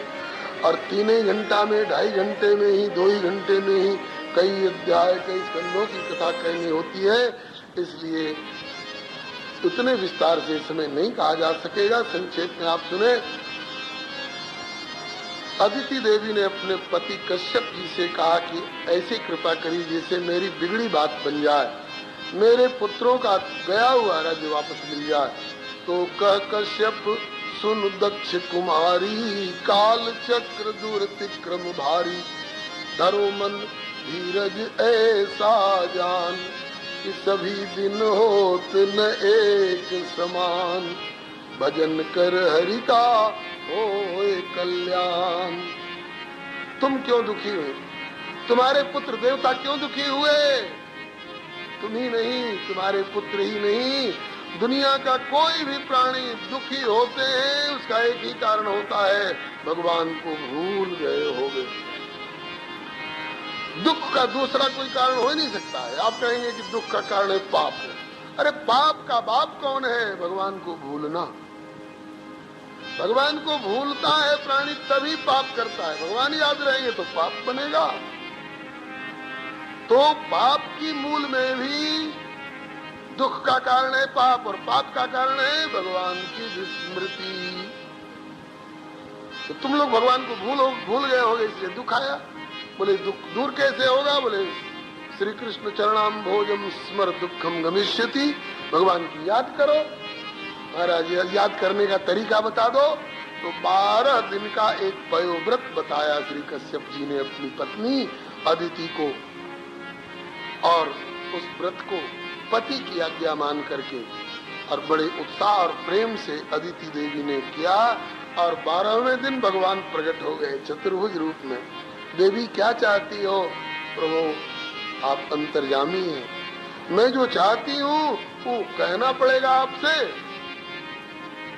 जो रहीम तन मन दियो, और कियो ये में भोन, तासों दुख सुख कहने की बात रही अब कौन। सबका दाता है वो, सबका मालिक है वो, दर बदर आने जाने से क्या फायदा। बेतलब देने वाले ने जब सब कुछ दिया तो फिर सदाएं लगाने से क्या फायदा। एक ही आस्ताने से अजमत भी है और एक का होके रहने में इज्जत भी है। एक ही आस्ताने पे जब सर झुक गया, अब दर बदर सर झुकाने से क्या फायदा। शिष्य भजन कर रहा है, सीताराम सीताराम सीताराम जय सीताराम। पूछा गया क्या चाहते हो? बोले कुछ नहीं चाहते। बोले होठ हिल रहे तुम्हारे, पुकार रहे हो सीताराम को? बोले होठ हिलते हैं लेकिन सदा कुछ नहीं। अब प्रणाम करते समय गुरु जी का हाथ भी उठता है, उड़ क्या आशीर्वाद दिया। बोले हाथ उठते हैं लेकिन दुआ कुछ नहीं। परम निष्कामता। होठ हिलते हैं लेकिन सदा कुछ नहीं, हाथ उठते हैं लेकिन दुआ कुछ नहीं। क्योंकि दिल का जो हाल है उनको मालूम है, दिल का जो हाल है प्रभु को मालूम है। फिर मेरे लब हिलाने से क्या फायदा। हमारी जांच करते हो प्रभु, हम उत्तीर्ण हो गए तो अपना लोगे, हम अनुत्तीर्ण हो गए तो त्याग दोगे। हमारा नाता तुम्हारा नाता ऐसा है जो टूट जाएगा। मैंने माना जहां में तेरा राज है, तेरा है राम फकत तेरा मोहताज है। लेकिन तू है मालिक मेरा, मैं हूँ बंदा तेरा। फिर मुझे आजमाने से क्या फायदा। तू है मालिक मेरा, मैं हूँ बंदा तेरा। फिर मुझे आजमाने से क्या फायदा। आजमाओ मत प्रभु। भटकता हूँ लेकर गुनाहों भरा दिल, न कोई ठिकाना नहीं कोई मंजिल। किशन अपने हाथों से आकर उठा लो, मैं अब आजमाने के काबिल नहीं हूँ। तेरी मेहरबानी का है बोझ इतना कि उसको उठाने के काबिल नहीं। मेरे मुख से कहवाओगे प्रभु कि मैं क्या चाहती हूँ? अदिति देवी ने कहा कि प्रभु आप जानते हो। हाँ देवी जानता हूँ। तुम चाहती हो कि मेरे पुत्रों का गया हुआ राज्य वापस मिल जाए, और जैसे अभी देवता लोग दर दर भटक रहे हैं ऐसे दैत्य लोग दर दर भटके। अपने और अपने पुत्रों का भला चाहती हो, यहाँ तक तो ठीक है, लेकिन दूसरों की बुराई क्यों चाहो? हम उठना चाहते हैं ठीक है, लेकिन दूसरे को गिरा करके न उठे। हम आगे बढ़ना चाहते हैं, बढ़े, अधिकार है आगे बढ़ने का, लेकिन दूसरे को पीछे ढकेल करके आगे बढ़ने की कोशिश न करें। अपनी रफ्तार इतनी बढ़ावें कि हम आगे बढ़ जाएं। भजन की दिशा में रफ्तार बढ़ाओ, प्रेम भक्ति ज्ञान वैराग्य की दिशा में रफ्तार बढ़ाओ। बचपन में एक प्रश्न आया करता था, एक लकीर खिंची हुई होती थी और लिखा रहता था कि इस लकीर को छोटी कर दो, मगर रबड़ का प्रयोग नहीं करना है, मिटाना नहीं है, बिना मिटाए छोटी कर दो। अरे मिटाएंगे मिटाएंगे नहीं तो छोटी कैसे होगी? चतुर व्यक्ति उसके बगल में एक उससे भी बड़ी रेखा खींच देता, उसके आगे उतने छोटी पड़ जाती। मतलब कि तुम अपने व्यक्तित्व को इतना बढ़ाओ कि दूसरा भले छोटा पड़ जाए। दूसरे को काट छाट करके, दूसरे का नुकसान करके और स्वयं अपना फायदे की बात मत सोचो। ठीक है, आपके पुत्र सुखी हो और आप सुखी हो, यहाँ तक ठीक है। दैत्यों का बुरा क्यों चाहती है? कहा कि तो फिर बात कैसे बनेगी? कहा कि भाई इस समय दैत्य लोग बहुत बलवान हो रहे हैं। कैसे बलवान हो रहे हैं? बोले विप्र चरण दृढ़ प्रीति करी असुर शक्ति संपन्न हत प्रभ सुर भटकत फिरे धरे रूप प्रच्छन्न। दैत्यों के राजा बलि है और बलि ने धर्म का आश्रय ले रखा है। ये तो धर्मस्त तो जया। बलि धर्मात्मा है और उसमें भी मेरा भक्त है, तो भक्तों के ऊपर मेरा बल प्रयोग काम नहीं देता है। तो अदिति ने पूछा कि तो प्रभु आपकी की हुई आराधना निष्फल जाएगी? भगवान बोले नहीं, मेरी आराधना निष्फल नहीं जाएगी। देवी न हो निराश मोर दर्शन अमोघ विख्यात। देवी न हो निराश मोर दर्शन अमोघ विख्यात। हरि ने बलि छलने के काज बनाए लियो वामन अंगुल गात। हरि ने बलि छलने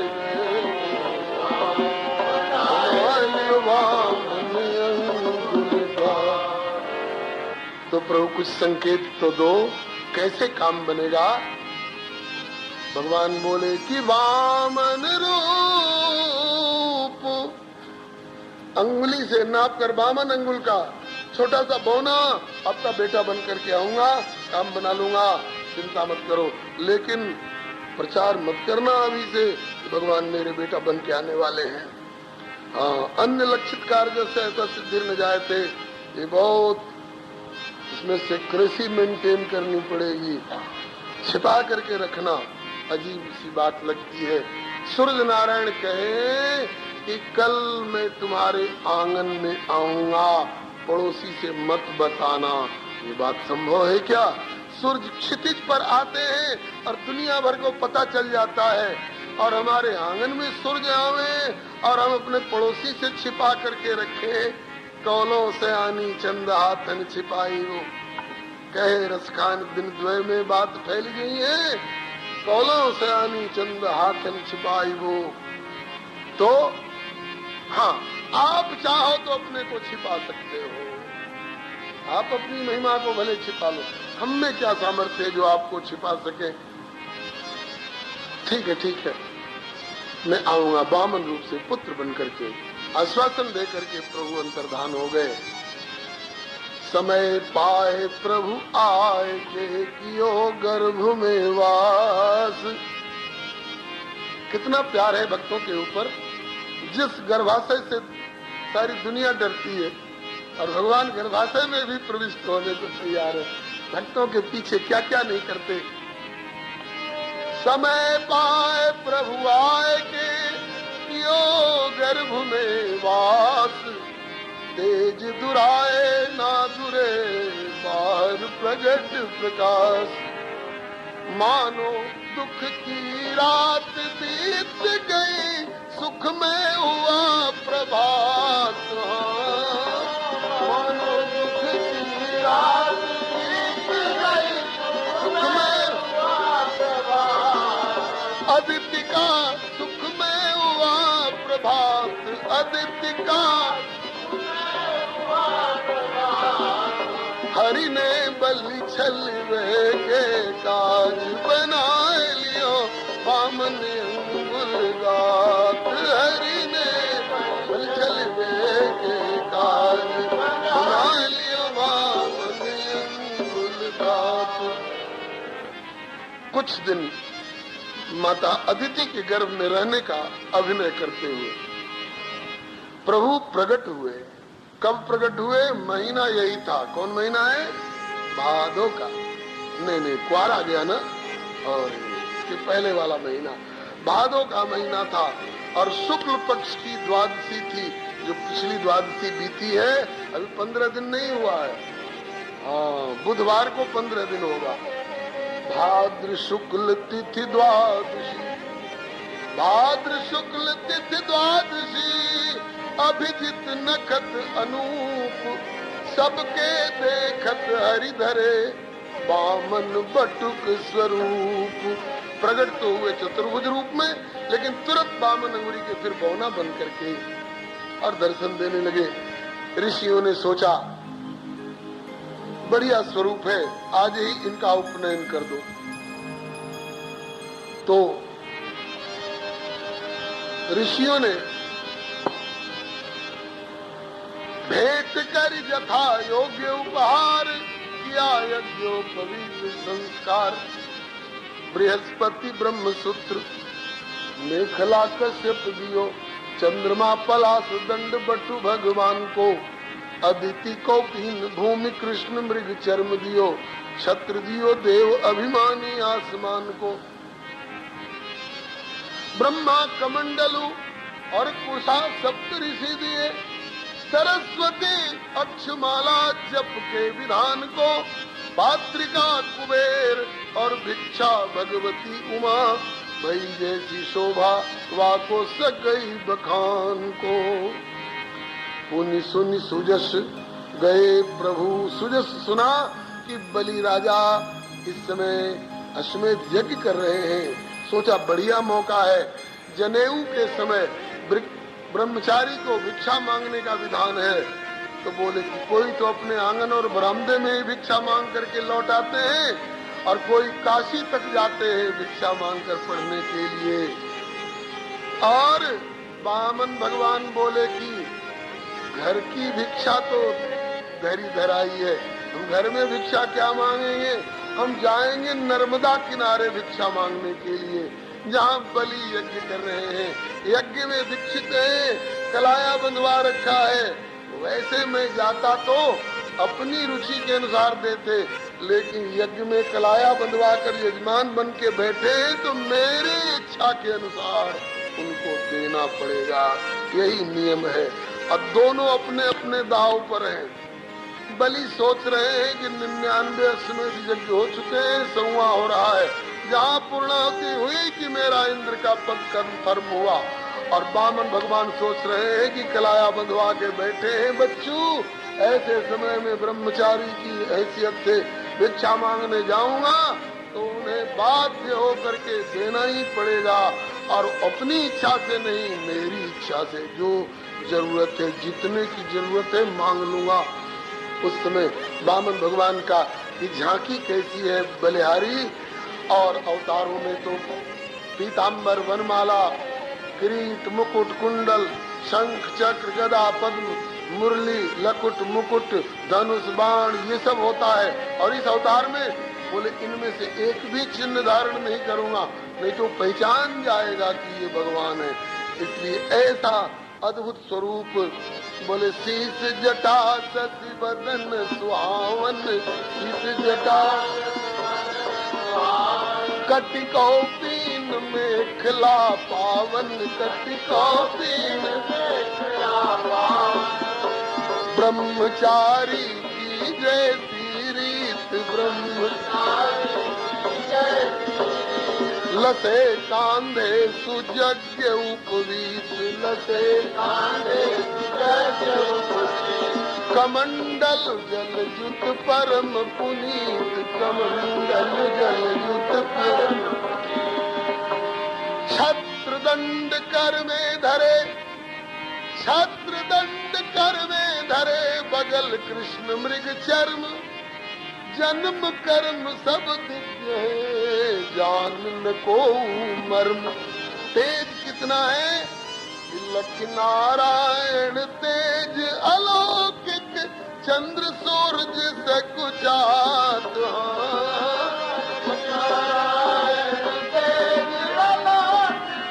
चंद्र सूरज सकुचात, हरि ने बल छल के काज, बना लियो बामन अंगुल गात। हरि ने छल के काज, बना लियो बामन।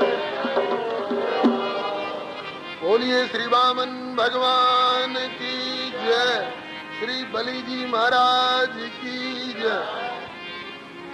अभी आप लोग सोच रहे होंगे कि छोटे से बौना है इसलिए छोटी सी जय बोले, जब बढ़ जाएंगे तब बड़ी सी जय बोलेंगे। अरे भगवान छोटे हो चाहे बड़े हो, यह जयकार में कंजूसी मत करो। ओ श्री वामन भगवान की, इसको जय कहते हैं। वामन भगवान ऐसे ठाट बाट से चले जा रहे हैं बलि के यज्ञशाला की ओर। दूर से ही इनको आते हुए देखा बलि जी ने, बलि के ऋत्विज ने, अध्वर्यु ने, होता ने और सब लोगों ने। और बड़े बड़े ऋषि लोग बैठे थे महाराज जग में, सब उठ के खड़े हो गए। अरे भैया ये कौन आ रहे हैं?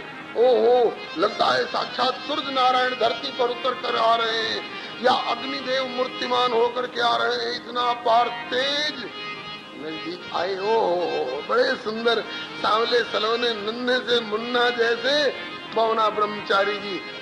आइए आइए ब्रह्मचारी जी, आइए आइए ब्रह्मचारी जी। बोलो ब्रह्मचारी जी महाराज। कौन जा रहा है? कहाँ जा रहा है? बोले सर्वेश्वर जा रहे हैं, त्रिलोकीनाथ जा रहे हैं, श्रीपति जा रहे हैं। कहाँ जा रहे हैं? बोले भीख मांगने। हद हो गई। जानने वालों ने कहा कि ब्राह्मण बन के भिक्षा लेन चले सब जग के पालनहार। ब्राह्मण बन के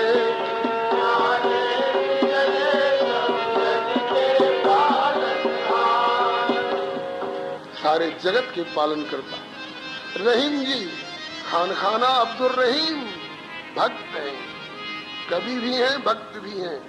इस नाते भगवान से एक बड़ी मीठी चुटकी ले रहे हैं। कहते हैं कि प्रभु नीतिकारों ने ठीक कहा है। क्या? यही कि कोई कितना भी बड़ा हो, अगर कहीं मांगने जाए तो उसको छोटा बनना पड़ता है। ये कैसे? ताकि इससे बढ़ के प्रमाण क्या मिलेगा? दुआ पढ़ दूं। रही मन याचकता बड़े हूँ छोट हो जात। प्रमाण बोले कि नारायण को भयो केवल बामन गात। नारायण से बढ़ के कौन होगा? महान। लेकिन उनको जब मानते हैं तो छोटा सा पौधा बनना पड़ गया। रहीम जी इस ढंग से कहते हैं। और इसी बात को गोस्वामी जी थोड़ा और बारीकी से कह रहे हैं। कहते हैं कि ऐसी हरि करत दास पर प्रीति। भगवान अपने भक्तों से इतना प्यार करते हैं कि निज प्रभुता सारी जन के वश होत सदा। ये भगवान की प्रेम परवशता है, भक्त परवशता। विश्वंभर त्रिपति त्रिलोकपति वेद विदित यह लीख। लेकिन बलि सो कठिन चली प्रभुता बरोई द्विज मांगी भीख। ऐसी हरि करत दास पर प्रीति। यज्ञशाला में पहुंचे, सब उठ के खड़े हो गए, आसन दिया, पूजन किया। बहु प्रकार करी पूजन विनय सहित अनुराग। प्रभु पद जलधर शीस निज लगे सराहन भाग। बलि बोलने लगे आज सुफल मम जग, आज मैं धन्य सहित परिवार।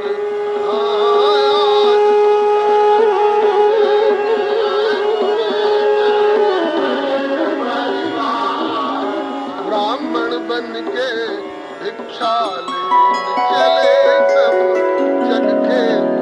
YouTube चैनल श्री हरे नमः को लाइक, शेयर, सब्सक्राइब करें। धन्यवाद।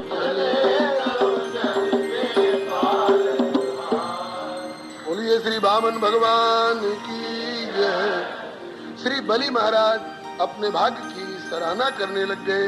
अद्य न पितरस्तृप्ता अद्य न पावितम कुलम। आज हमारे पितर तृप्त हो गए, आज यह कुल पवित्र हो गया। कैसे? बोले आज तृप्त भय पितर हमारे। क्यों? बोले कि द्विज कुमार तव चरण पखारे। आपका चरण प्रक्षालन करके, चरण उदक लेने से आज मेरे पितर तृप्त हो गए। और संजोग की बात, पितृपक्ष भी चल रहा है, तो उनके पितर तृप्त हुए सो हुए महाराज, हम लोगों के भी पितर तृप्त हो रहे होंगे। पिंडदान जलदान से जितनी तृप्ति होती होगी पितरों को, आज वो पितर देख रहे होंगे कि हमारे वंशज लोग बैठकर भगवत कथा सुन रहे हैं सो भी सुख तीर्थ में, तो कहेंगे कि बेटा तुम्हारे जलदान से भी ज्यादा तृप्ति हमको हो रही है। हाँ, तो आज हम लोगों के भी पितर तृप्त हो रहे होंगे। अद्य न पितर तृप्ता अद्य न पावितम कुलम अद्य शिष्ट कृतुरयम यद भवान आगतो गृह। क्या बलि पहचान गए ये भगवान है? नहीं, भगवान समझ के बात नहीं कर रहे हैं। एक अपूर्व तेजस्वी भवना ब्रह्मचारी, अपूर्व तेजस्वी ब्रह्मचारी जान करके प्रसन्न हो रहे हैं। बोले भगवान वैसे तो आप सरीखे महानुभाव, हमारे सरीखे गृहस्थाश्रमियों के यहाँ आने आते हैं, उसका एक ही कारण है। एक और अच्छा काम हमारे भैया श्याम प्रकाश जी कर रहे हैं, जिसका लाभ हमारे जैसे लोगों को भी मिल रहा है। YouTube चैनल श्री हरे नमः इस नाम से, श्री मामाजी बक्सर वाले इस नाम से YouTube चैनल श्री हरे नमः श्री मामाजी बक्सर इस नाम से क्रमशः महाराज जी की जो वाणी है प्रवचनों की, उनको कुछ वीडियो भी हैं, कुछ केवल ऑडियो हैं, उनको क्रमशः श्री भैया श्याम प्रकाश जी प्रसारित कर रहे हैं। हमारा सभी प्रेमियों से आग्रह है कि इस विज्ञान के युग में इस विज्ञान के उत्कृष्ट उपहार को आप लोग हृदय से समादर दें। आज इस अंश में हम विज्ञान को धन्यवाद देते हैं कि पूज्य महाराज जी की वाणी को आज भी उन्हीं के स्वर में हम श्रवण कर सकते हैं। तो आप लोग नोट कर लें, YouTube चैनल श्री हरे नमः श्री मामाजी बक्सर वाले इस नाम से है। आप लोग गाड़ी में आते जाते समय, रात को सोते समय निकाल करके और प्रतिदिन महाराज जी की वाणी का श्रवण करके सत्संग लाभ प्राप्त करें।